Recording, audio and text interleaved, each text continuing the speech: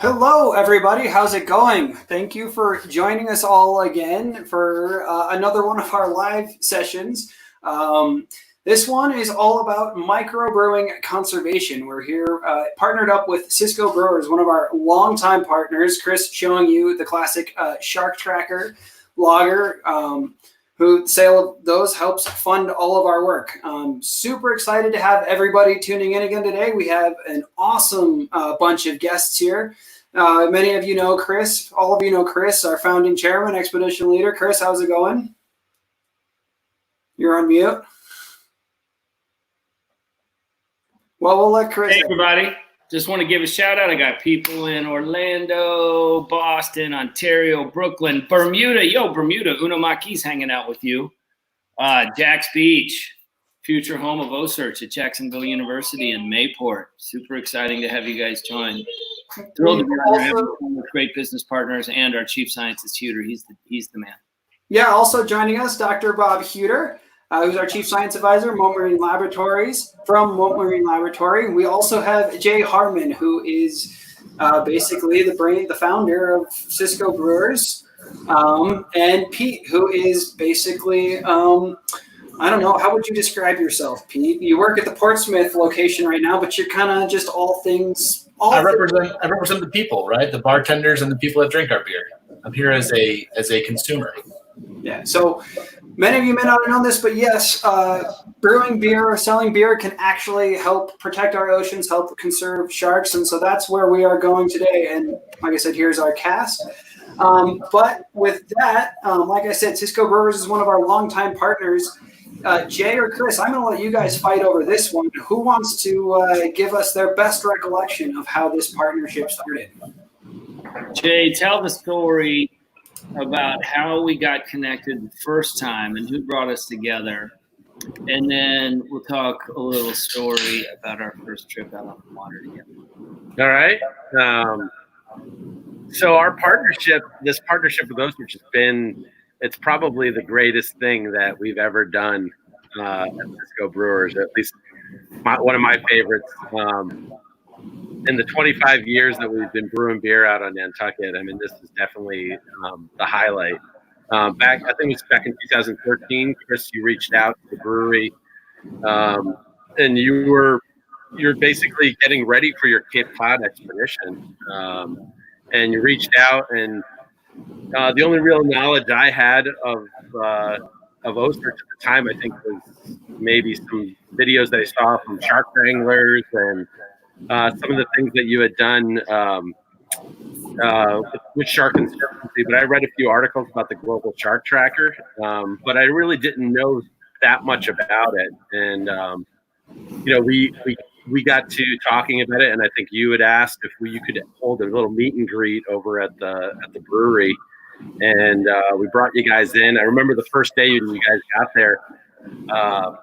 It was like 10 a.m. because it was the middle of August, and we were concerned about the crowds and stuff that, in general, just being the high season. So we put you guys early in the morning, and I walked into the office there, like this crazy buzz going on at the security gate, and I looked outside and I saw this incredible line of people coming to meet Team OSearch. So that was really the first time I really started to learn about what you guys were doing, and it really kind of prompted the next step for us to start working with you.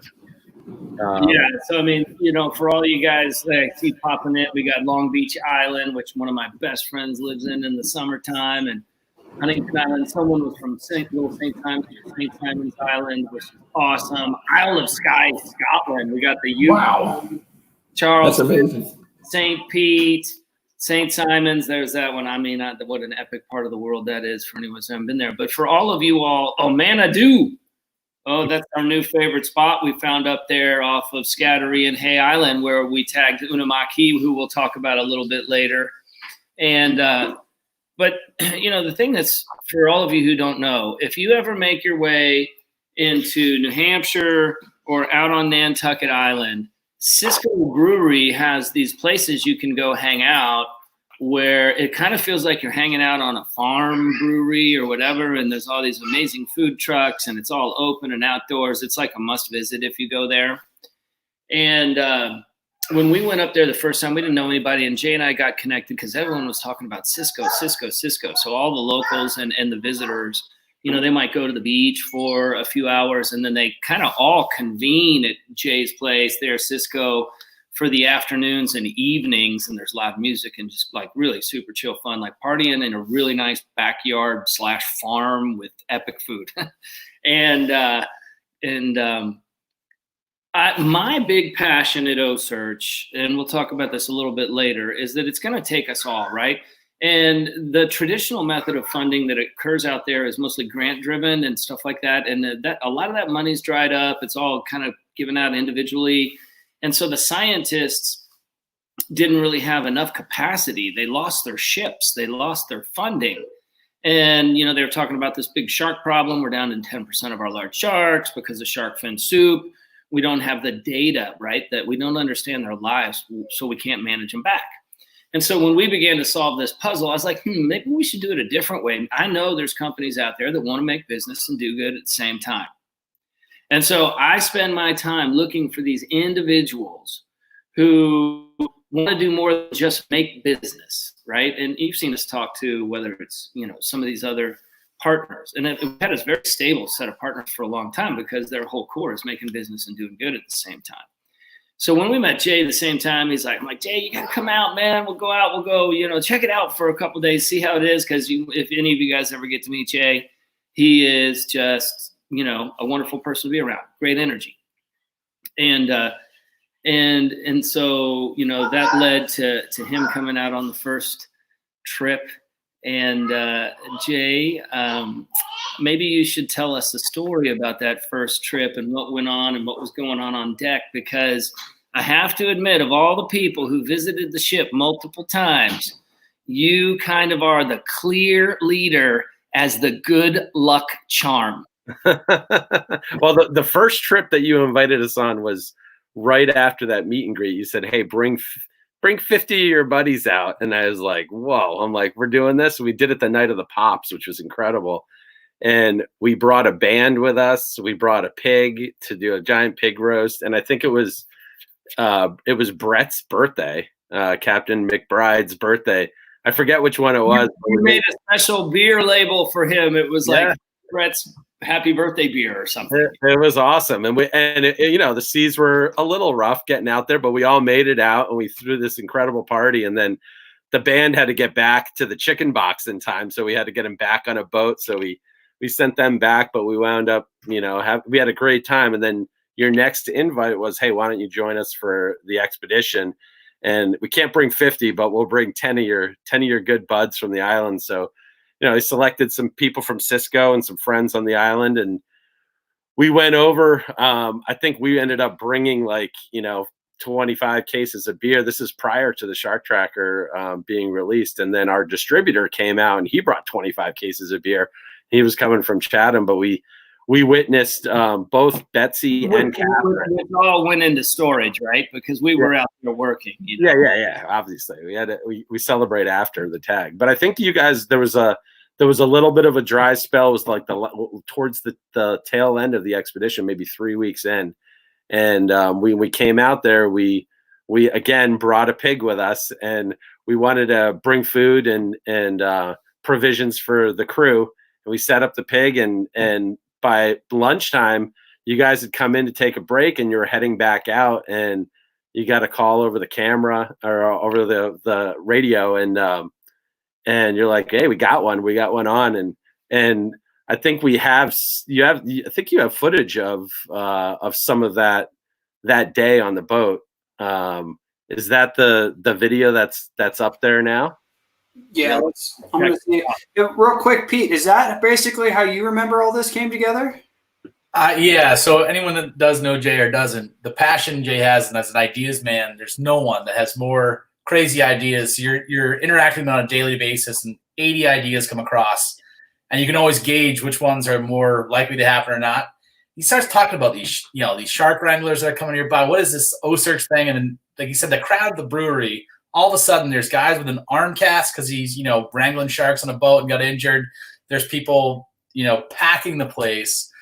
And that was the start. You knew that partnership was going to start and and rocket off from that because of the passion that both, Chris and Jay had at the same time. We were basically watching a planet explode. It was great.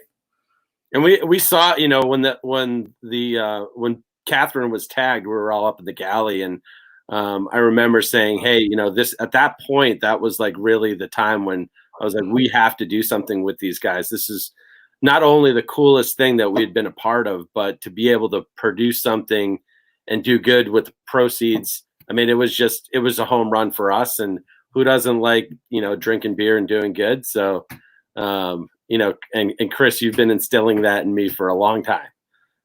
Hey man, if you're gonna do something, you may as well do some good while you're doing it. That's right. I think this is footage from that day. So let's take a quick look here.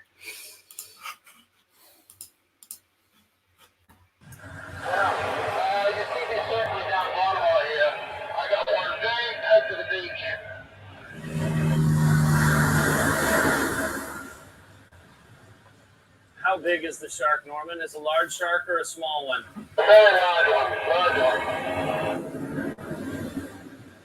All of us at O-Search are thrilled to be partnered with Cisco Brewery on the Shark Tracker Light Lager. Our relationship with Cisco began when we were working off Cape Cod and Nantucket, capturing giant great white sharks, trying to solve the puzzle of their lives, the puzzle of Jaws. Where do they mate? Where do they give birth? What's their full migratory range?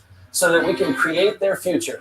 Cisco Brewers was founded in 1995 and is located on Nantucket Island, 30 miles off the coast in Cape Cod in Massachusetts.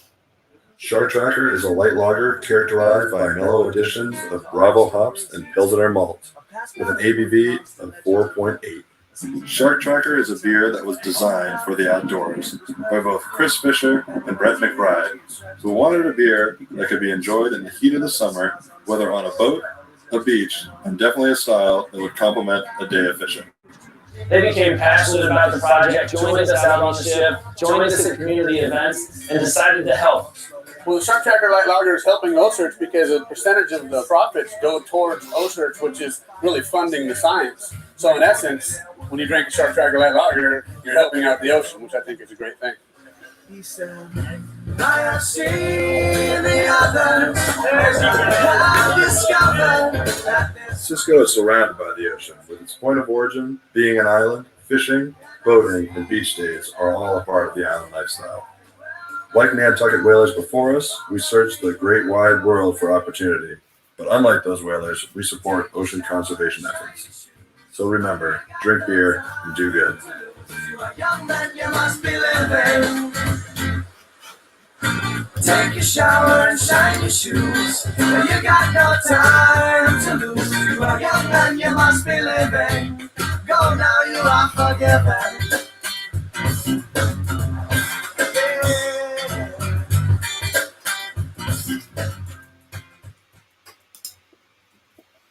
So that's like really my passion, right? Like finding these people, bringing people together.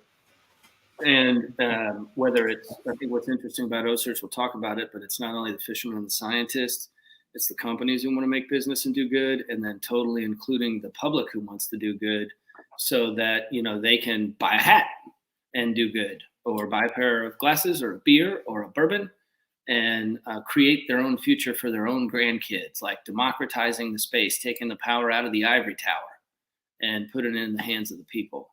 And so, I'll stop this now, but Jay, it's a real privilege to meet. There's not a lot of people who want to make business and do good. And isn't it funny, like what you said, you end up enjoying the do good part as much or more than the make business part once you get it going, because of kind of the passion it puts back in your life. So anyway, great story.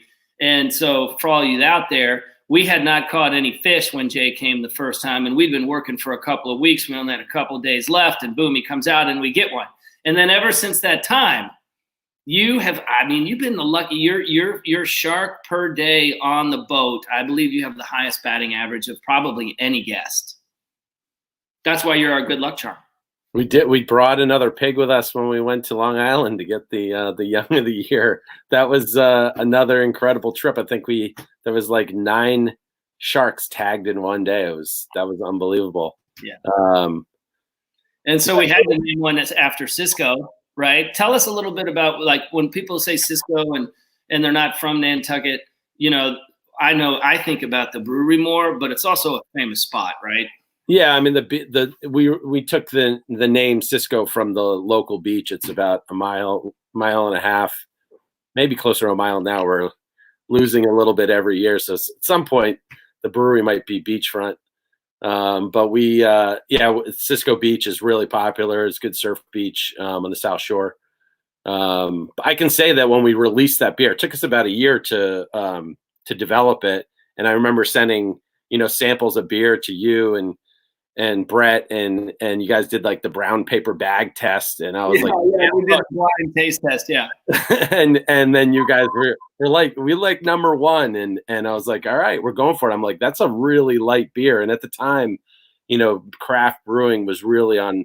I mean, it still is extremely popular, but at that time, it was on such a growth rate, and you guys had the foresight to see that light beer, light lagers were what people want to drink, and sessionable beer, so you can go out, enjoy it on the water, enjoy the beach, enjoy fishing with it. So we went with that, and it to date has been the most popular launch of any of our brands. I mean, I think the combination of us, doing good while we're producing the product and the rolling with the donations back for the science and the research is all a plus. But I think the liquid itself, and with the content that you guys were adding to it, it was just a home run all the way around. I do have to give a shout out to Captain Brett McBride, because we got it down to 2, and he had a much more convincing tale than I did.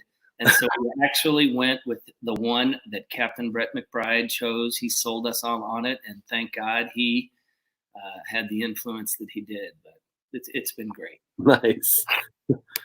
So when you're thinking about this beer, Pete, that's perfect for the people who want to go on the water, and do good while they have a cold beer. Yeah. What sort of magic did you spin around trying to come up with those few choices we had? I think we had. Yeah. So Jay brought us the choices, same as you, right? He was going to blind test the staff and your team to make sure we were kind of in alignment. And at the time, Sanctity Light represented kind of our lightest beer option, which was popular enough for the beach and boat community, because let's be honest, you're going to sit in the sun for 12 hours. You need about a beer an hour. So a 12-pack of Sanctity Light goes pretty well. And when we got the feedback from you guys that said, hey, Sanctity but lighter, it was a head scratcher first. In the beginning, we were thinking, from inside our universe, not in an entirety of the community, what they were looking for. And when you guys brought that information back, it made sense, right off the bat. It was awesome. So if you're going to stick your hands around in great white sharks all day long, there isn't a better beer than a more refreshing ice cold Shark Tracker. It really is nice. And, you brought up a good point where I feel like we read articles about sharks. I'm interested in ocean sustainability, but here I am just sitting at the pub. Like, what are my options to help out? And I don't have a grant that I can give anybody, but this is like the crowdsourced version of helping out. Every time I buy a Shark Tracker at the pub, it trickles back up to you guys, and it's not, we're not taking a penny out and throwing it in your jar. The system's built to support it, but it kind of feels good that I'm going to have the beer anyway. I like eating fish tacos, so I love ocean sustainability. It's a harmonizing beer. Yeah, exactly. And, it has to be so you can drink it on a hot day on the water, which typically kind of pushes people toward the lighter stuff. So that's who we are. Now, Bob's going to bring us together as we proceed through these slides. We're going to continue to try to tell you guys stories about, how this all started, let you get a little bit of the inside, and then give you a little bit of science as well. What's our next slide, John? So guys, the first thing I have to do is I have to get with the dress code here, because everybody else has a hat on and I don't have.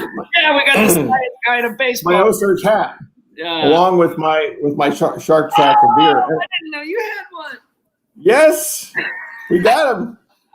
They arrived. So what I wanted to say first was, guys, no lie, my favorite time on the O-Search ship has got to be when we're on the platform with a big 14-foot, 2,000-pound, lovely great white shark, and taking all these samples and measuring them and attaching tags. It is absolutely thrilling, and I know everybody watching has seen that. My second favorite time, though, is at the end of the day when the work is done and we've tagged several sharks and we're just reflecting back on what we've accomplished, and we're sitting there on the deck of the ship as the sun goes down, drinking, Shark Tracker light lager beer. Because as Pete said, this beer is really, really good at the end of a workday. It's honey. It's got a honey taste to it. It's golden, but it's not that filling. So it's a delicious beer. It's very refreshing. And is that your review as a PhD, sophisticated scientist of a beer? Yeah, actually, I've written that up for peer review, and it's under review right now, and we'll see what magazine we end up publishing it in. I think that should be a spin-off series, is Cisco products reviewed by Dr. Bob, because I think that there's actually, I saw in the comments some about ciders and bourbons and stuff, and I know you guys have some awesome partnerships with Jefferson Whiskey, which is great, and 888, which is our sister company, has a bunch of other products. But we looked at that too. I know from a business standpoint, like you said, Fish, is no, we're still a business. We're still trying to make money for each other and make sure we're continuing to help with the research. And I know that Jay had a lot of conversations about maybe expanding the Shark Tracker line, but we found that do one thing and do it right was really what we were after with this particular beer. So for all the commenters looking for other styles of Shark Tracker, right now it's the light lager, but we have a family of products we hope you enjoy while you're mixing it up.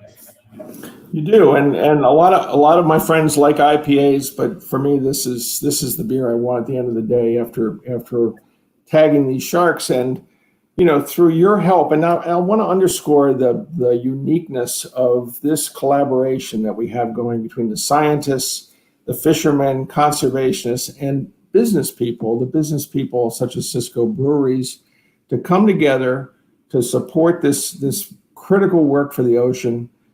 And sometimes people aren't, they don't trust business and corporate support. You ask nothing out of us except to do good work. And that's what we're doing out here. That's what we're finding. We're breaking through in terms of our knowledge of the white shark. You can see on the map there, we're getting pings from white sharks all over right now, especially in the southeast coast.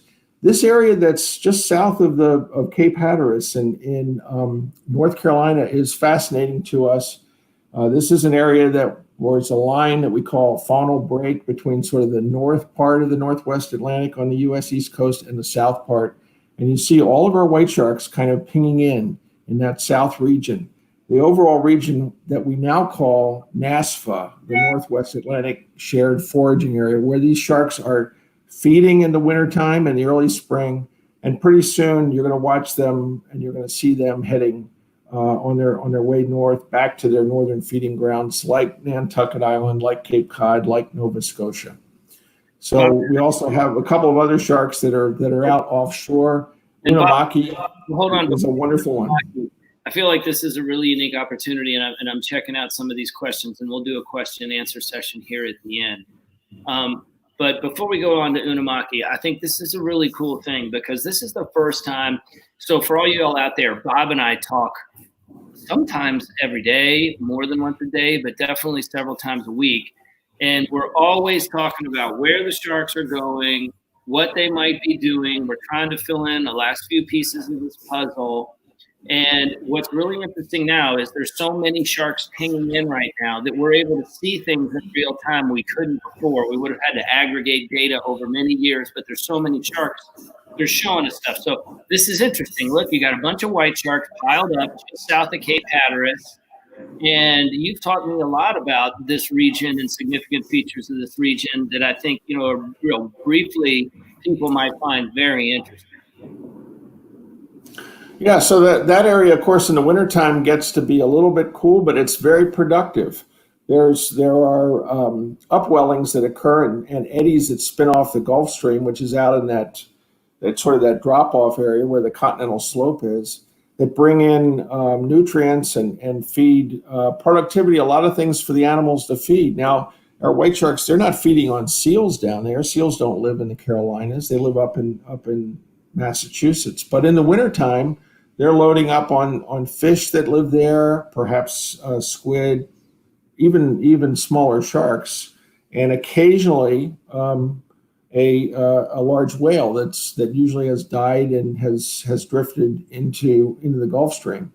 We actually have been recovering material from stranded whales because the sharks really like that kind of material, like that kind of bait, and they're attracted to it. And that's where they really bulk up and get fat for their winter time feeding, and then start heading north up to wonderful Nantucket.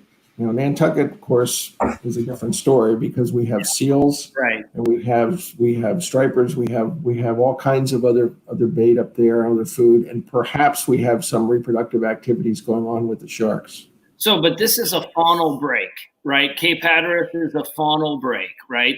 So, you know, white sharks are very unique in that they move so far, that they move through faunal breaks, but a lot of species do not.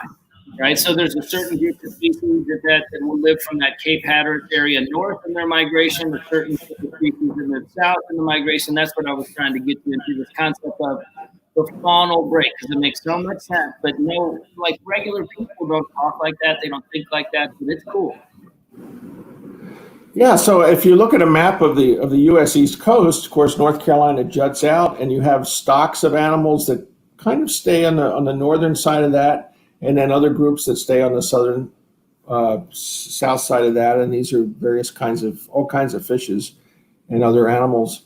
And we see white sharks just punching right through that sort of imaginary line at Cape Hatteras and on south, sometimes going as far as around the Florida Keys into the Gulf of Mexico.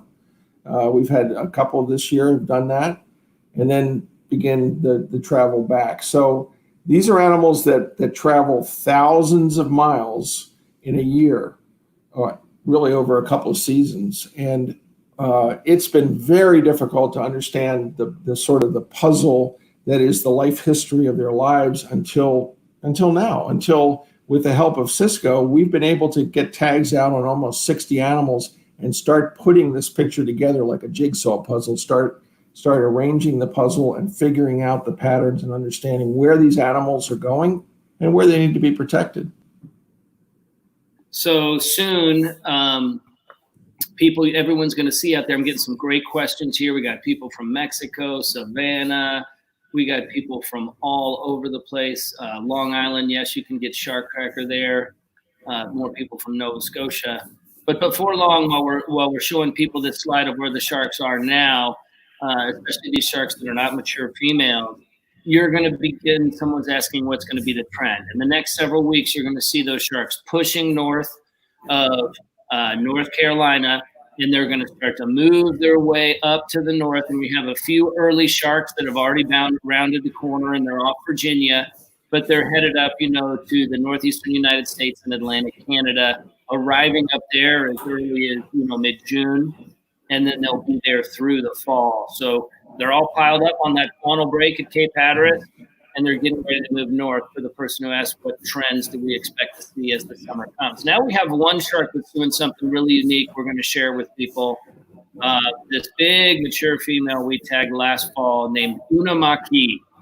And Unamaki is cool. It's the word from the indigenous people of the region in Nova Scotia where we captured and tagged the shark, Unamaki. We tagged up Scattery Island, Hay Island, that area.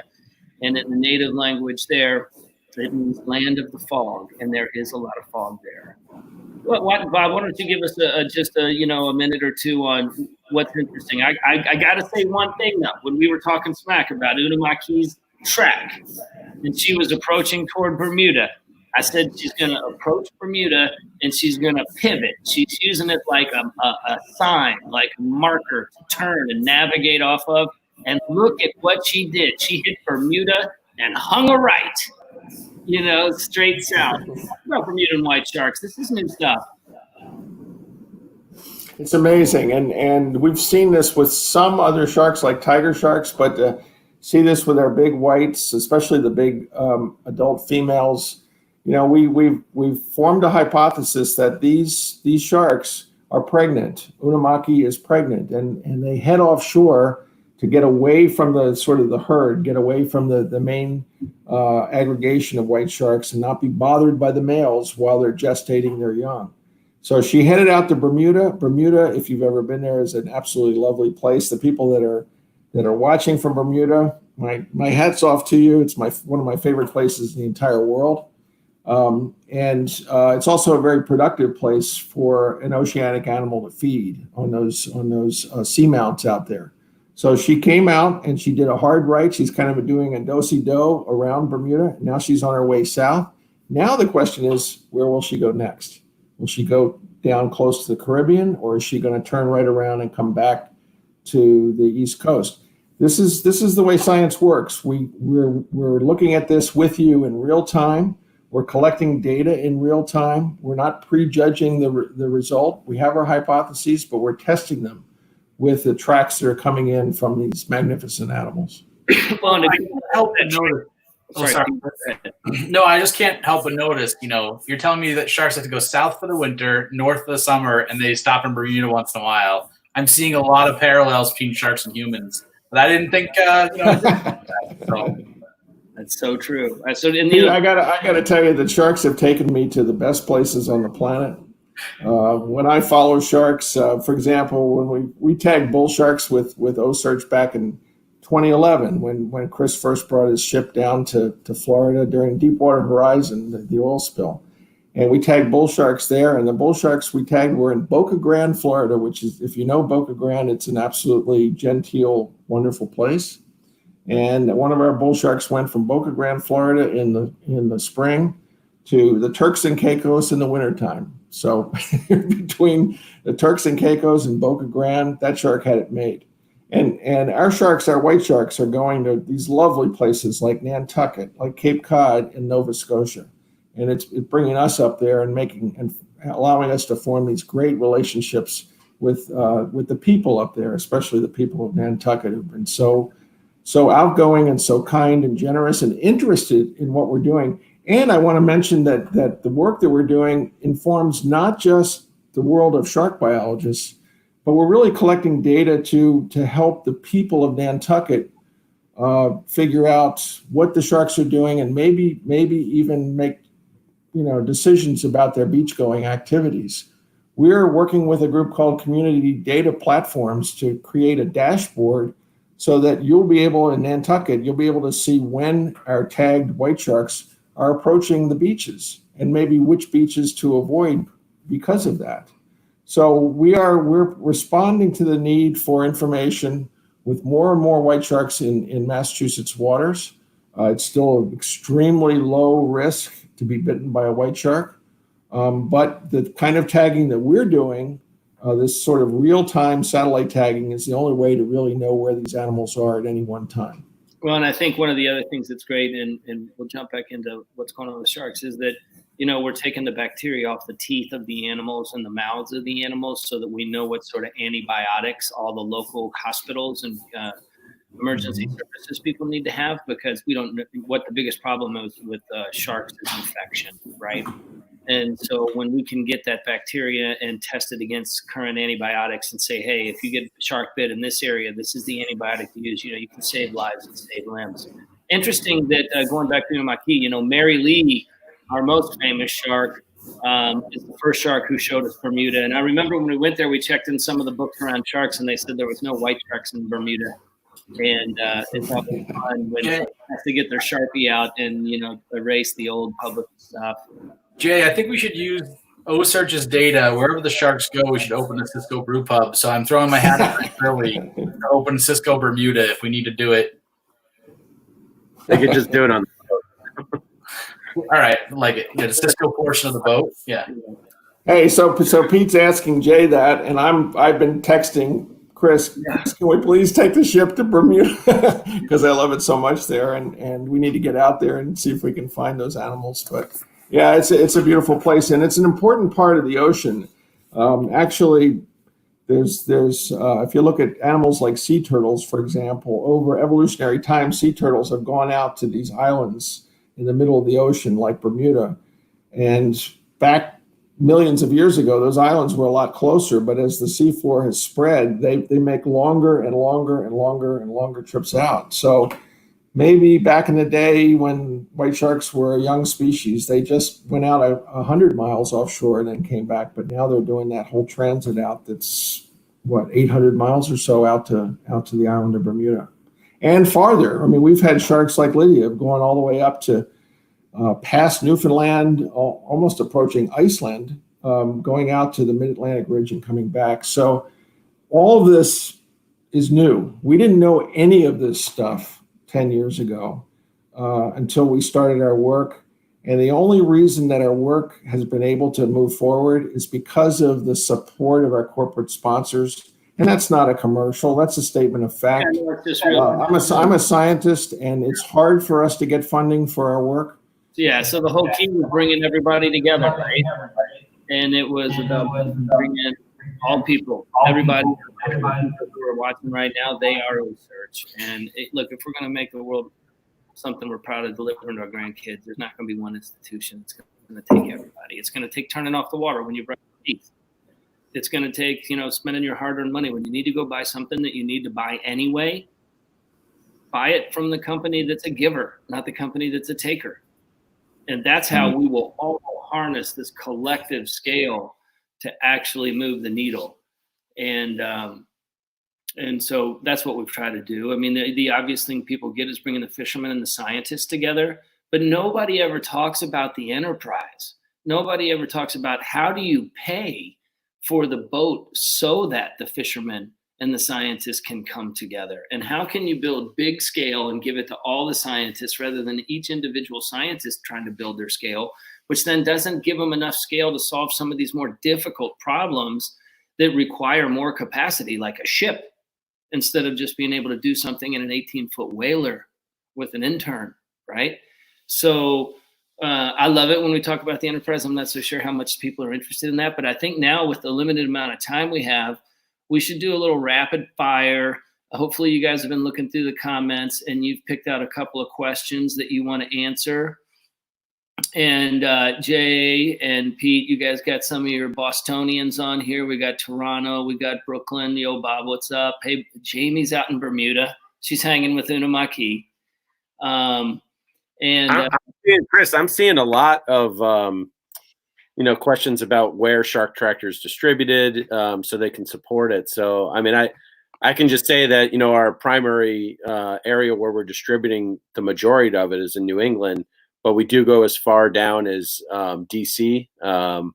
But we do recently we partnered with a group in New York called Halftime Beverage, and they're able to ship into 35 states. So that's just recent as of about 2 weeks ago.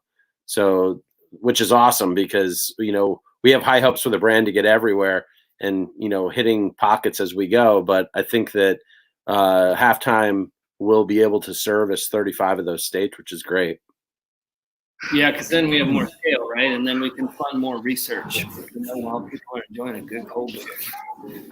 I'm seeing a quick question here about the app, and just one about the app, not or whether or not our app works. We do have a brand new app for those of you who were not aware. We did launch a brand new app, so you can track everything on your phone very easily. So no more concerns there. So, John, one of the questions that I'm seeing, I saw it a couple of times, is from our friends out in, say, California that are joining in. Why aren't you out here on the West Coast? Why don't you do your work out here in the Pacific where there's also white sharks? And that's where Chris and the gang started. Chris, do you want to tell that story real quick about the beginning days of OSearch? You unearthed what was happening in the Pacific. Yeah, we pioneered all our work back in 2007 and 2010 off of Southern California, Central California, and then Guadalupe and Baja. Guadalupe Island's about 220 miles southwest of San Diego. And that is really where we learned the method for the first time. And boy, have we come a long way. I would say to people, we don't really catch sharks anymore. We quickly train them. I mean, when we caught a 4,000-pound shark back then, it would take us 3 hours to get it in the cradle. Now we'll do it in 30 minutes because we learned that it's actually, if you handle these animals more like teaching a dog how to heel rather than trying to catch a fish, that they actually will give up and come right in. Obviously, you don't tire out a 4,000-pound white shark in 30 minutes. It has chosen to give up. And so huge changes since then. But we learned a lot back then, 2007 to 2010. I remember I was in a meeting with the mayor of Miami in around 2010, 2009. And I said to him, I said, hey, you need to get prepared. Your beaches are going to be covered up in baby white sharks by, 2015, 2020. And here we are, and it's happening. And we saw it back then. One of the things that's been interesting is we were able to pattern the sharks and get a good pattern around their lives with the 1 year migration of the mature male. It's kind of questionable thing we're really trying to drill down on hard now, Bob, on this multi-year potential migration of these mature females. And we're starting to get enough data to kind of answer some questions. And so from the patterns that we saw there, that really built the basis for what we did when we went to South Africa and tagged those 40 white sharks and tried to apply, is the pattern similar there? And we're trying to apply that now in the North Atlantic. And, but it all started in California, started at Guadalupe, the Fairlines, San Clemente, Malibu. I remember catching baby white sharks in like 2009, right at the end of Pacific Coast Highway and Santa Monica Boulevard, like a handful of 400 yards off Roy Rogers Beach. And we were catching baby white sharks, and people were like paddling out to say hi to us. And, a baby white shark is a white shark that's like, 4.5 to 10 foot, 11 foot, so those were good days. We might get back to the Pacific at some point. It depends on the science needs. But that's where it all began. And just like the fishing method and the O-Search method has evolved over that time, I would say that O-Search science has taken great leaps forward. You've gone from being essentially a ship of opportunity for a single researcher and maybe his or her students to now we're serving 21 different projects, more than 30 scientists, principal investigators from 33 different research organizations. It's an incredible portfolio of science that we're serving. We're not just tagging sharks. Go on the website and you'll see all the different things that we do. And we've published now around 50 papers from around the world, and it's going to be really, that number is going to double in the next few years. So hats off to you, Chris, for everything you've done for our field. You're an inspiration for us. And you're also an inspiration the way you brought the scientists together with the business community. That's what makes this relationship so special. Somebody's got to pay for it. Nobody wants to talk about it, but that's just the truth. People, and that's how it is. So thank God for people who want to make business and do good at the same time, and really putting it in the hands of the people, right? Democratize the space. You want to see more shark research done? You're going to probably buy a cold beer anyway for your, whatever. Well, may as well do good while you do that, or a cooler, or a pair of glasses, or a bourbon. Yep. So just really thrilled to have Jay and Cisco here and Pete. These were the thought leaders, right? They saw this in the early days. We want to do it, now everybody gets conscious capitalism and cause marketing and all that stuff. But some of these people were so passionate about the ocean, they just kind of bent their business to help. And that's good karma. And work with where people matters, right? It's like, you're going to put in the work anyway. Might as well be doing, something you like and something you have a passion for, which I know Jay and the team at Cisco are really, passionate about making sure, if we're going to spend the time and effort supporting something, it's going to be something worthwhile. And ocean sustainability is really important to not just the natural side of it, like for actual, Earth, but from the business side of it, right? It's like ocean sustainability is good business, and why can't those things live harmoniously? So it's good. I did see, by the way, a couple questions about distribution. The distribution chain is working a little slow during the shutdowns, but Halftime Beverage should have Shark Tracker soon. And then someone asked how many beers are named after Cisco, or how many sharks are named after Cisco beers. I think one's called the Gray Lady, but we actually borrowed that name from the nickname for Nantucket. So it's less of a named after one or the other. It's more we're all rooted in Nantucket for that one. So yeah, you got Gray Lady and Cisco.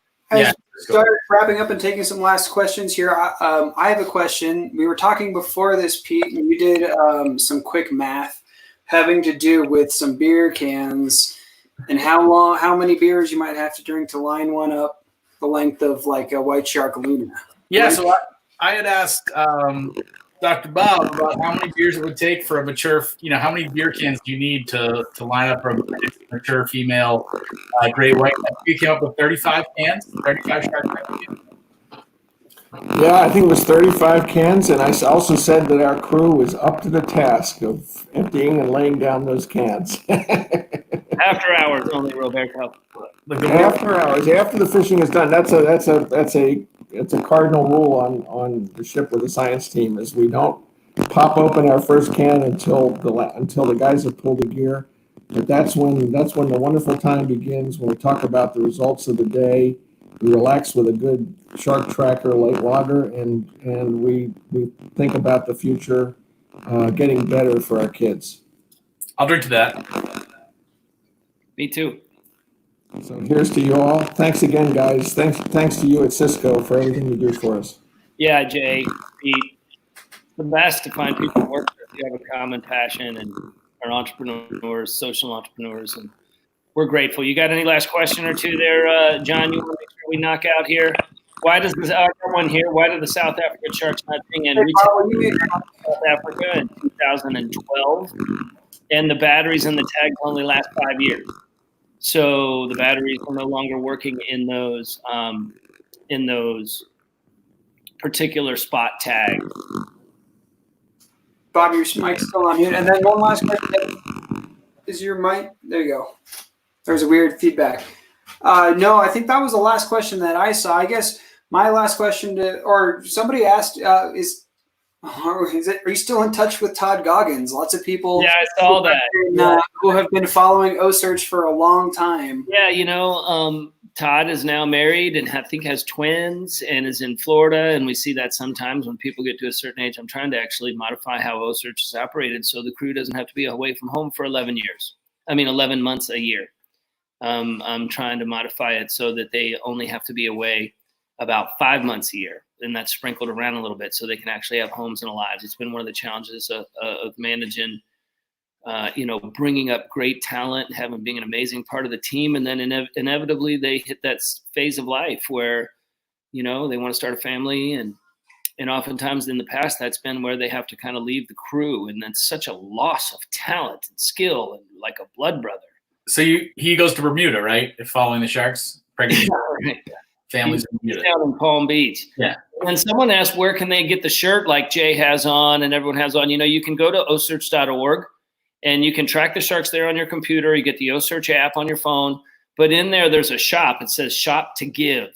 And everything you buy, whether it's a T-shirt, a hat, or anything else, funds basically the ship that we give to the scientists to help them proceed forward at a rate that's never been achieved.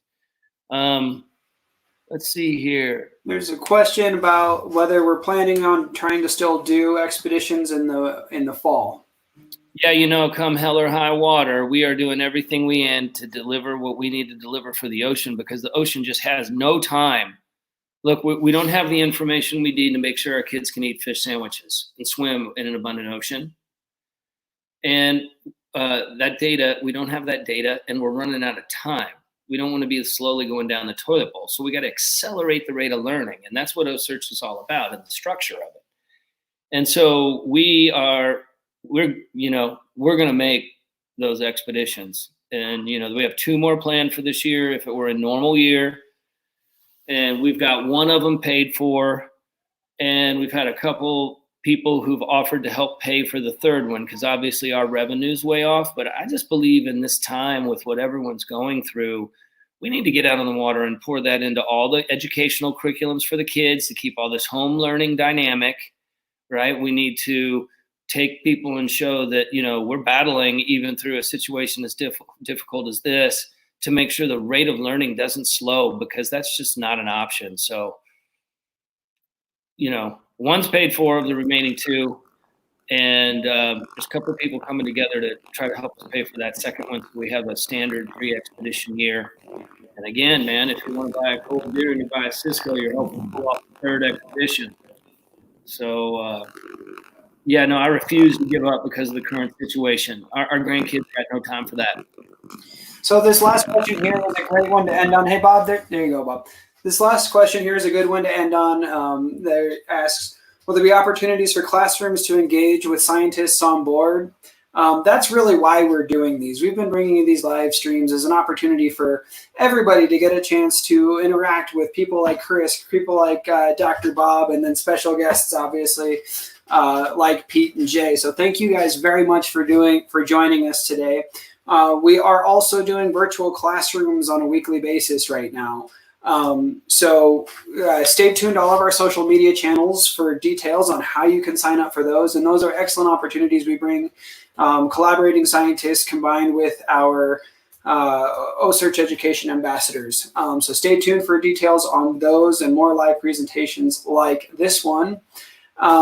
Thank you to everybody who participated and asked amazing questions. And thank you to all of our guests here. If anybody has any last words or drink beer, do good. I'd like to second that. Any interns you have in the future, Fish, need to be called Finterns. I don't know why that hasn't happened already. Yeah, intern. Yeah, we'll take all the help we can get, bro. Thank you. One thing for me, to all our friends in Massachusetts, including Nantucket, contact your state representatives and tell them to get us a permit so we can be up there in August and do our good work. We just sent our application in to the state of Massachusetts, and we sprinkled that around from a lot of the local senators and representatives from the state government, as well as the community, to try to overcome this system that is choking the learning. And so if you're interested in seeing that, give them a shout, let them know we're trying to come in to get it done for the people of Massachusetts. We need to understand this bacterial community in the mouths of these sharks. So these hospitals on Cape Cod and Nantucket and everywhere else have the right antibiotics on hand to look after these people, as well as sharing the dashboard and how they move around. So yeah, that's nice, Bob. That's kind of something we're trying to bring the public into stuff we never used to even talk about. It always had to be behind the doors. You're trying to get the permit. You're dealing with the politics. You're dealing with the corruption, which is a whole nother happy hour conversation. That is a whole nother ballgame. And now we're doing it openly so everyone knows. We have applied and we have sent out to dozens and dozens of people the exact permit so that people can see what an application looks like. Yeah, no, that's very important. So thank you, Bob, very much for bringing that up. And so with that, cheers, everybody. And we will sign off. Thank you. Hello. Thank you, Jay. Thank you, Pete. We are internally grateful for you making business and doing good. Love you guys. See you soon. Cheers. Cheers, guys.